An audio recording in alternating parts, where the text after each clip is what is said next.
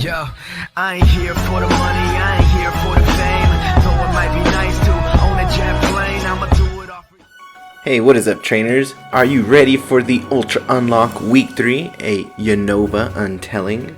This is PoGo Joel, and I'm gonna help you with this week's guide. All summer long, we were tested by our team leaders, by Professor Willow, and we overcame all of their challenges. Now we get our third and maybe the best week of Ultra Unlock bonuses. We have the Unova Pokemon coming in to Pokemon Go for the first time, which is amazing, and Shiny Mewtwo raids will be here. Shiny Mewtwo with Psystrike, so this is going to be an awesome unlock week. Jumping into the graphic by Couple of Gaming, link in the description there. This is the quick summary of what's going to happen this week. Shiny Mewtwo possibility with a special move, Psystrike, and we'll go over that in more detail later. There'll be counters available to go up against Mewtwo, so expect to see some dark, some ghost types in the raids. We have new Pokemon from the Unova region. People pronounce that differently. It could be Unova or Unova, depending on who's saying it. I've heard both of them interchanged. And we have that 2-time incubator effectiveness. And let's go right into these Pokemon that were specifically highlighted in their posts. If you're lucky, you might find a shiny Patrat or a shiny Lillipup in the wild. I'm assuming those are going to be the common Pokemon that we see with this release here. So the Gear Pokemon Clank, originally discovered in Unova, will also appear in raids. You might even encounter a shiny Clank. Clank is the one on the right. It reminds me a lot about Magnemite. The shiny is going to be gold, and the original version is going to be silver. We'll get a little more into that right now. So we're over on GoHub. We're looking at Clink here. And it's a pure steel type Pokemon with an attack of 98, defense of 121. Its weaknesses are going to be against fire, fighting, and ground. So Machamps or any of your fighter teams, any of your Blast Burn users, and you do have some good ground types in there. This shouldn't be too difficult here of a raid boss, but hopefully you can get a shiny out of it. Now I hopped over to GamePress's site. And here's a look at the shiny version, the gold one, which you see on the graph to the right here. And then I just want to take a quick look at the move sets. It does have Volt Switch and Charge Beam. Hopefully Charge Beam would be good for it. It also carries Vice Grip, Discharge, and Zap Cannon. I can imagine Charge Beam, Discharge being probably the most difficult move set and probably the best PvE move set. Not sure if anyone would use that for that, but probably to go up against, yeah. So the next question is, what Pokemon are going to be released in Gen 5 with the first wave? We know the starters are definitely going to be in there. They were in the preview video for the Ultra Unlock Week 3. And then if we hop over to Pokemon Go's Twitter, they've been having some fun here.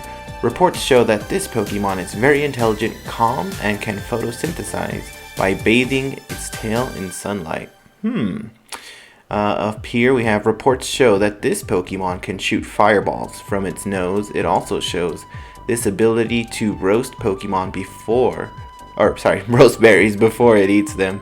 Hopefully it's not eating Pokemon.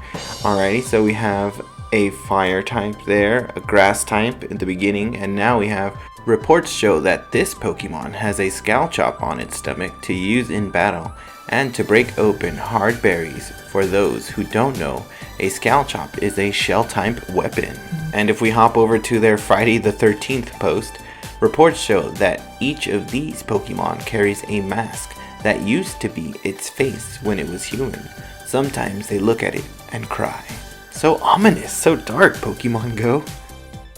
So let's go over the starters. And full disclosure, I've never played Pokemon Black and White, so this is all new to me too. Let's learn together. So up first we have the grass type, the pure grass type, Snivy being the grass starter, which evolves into Servin, and another grass type, and then its final evolution is going to be Superior, a pure grass type Pokemon as well. Up next we have Tempig, a pure fire type Pokemon, the fire starter, which evolves into Pignite, and that's where it turns into a fire and fighting type Pokemon. And then from there we go into Emboar, its final evolution, also a fire and fighting type Pokemon. Apparently the Pokemon Company really liked the fire fighting combo. They did it for 3 generations in a row. Next we go into Oshawatt, and then from there we go into this cute little guy, Oshawatt, a water otter, which is the water type starter Pokemon in Unova.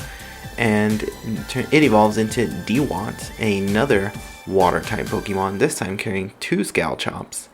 And from there it goes into Samurott, who is a pure water type Pokemon, and I guess this time it is a Scalchop. I have no clue, but it looks really cool and it's inspired by samurais. And up next, the creepy Friday the 13th Pokemon that they posted is Yamask. Each of them carries a mask that used to be its face when it was a human. Sometimes they look at it and cry. Creepy! These Pokemon arose from the spirits of people entered in graves in past ages. Each retains memories of its former life. So they used to be humans. They evolve into Cofagrigus, which is going to be an exciting Pokemon in Pokemon Go. Look at these stats. I can't wait to see what's going to happen with this guy.